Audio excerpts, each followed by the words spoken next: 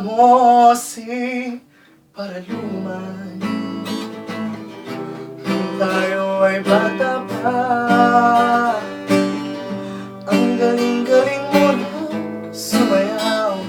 Mapapugi man o cha-cha, at ang paborito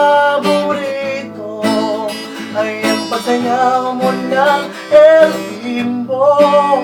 Nakakaiyak, nakakaliw, nakakaigig ng balahibo. At pagpasok sa eskwela ay didiretso na sa inyo.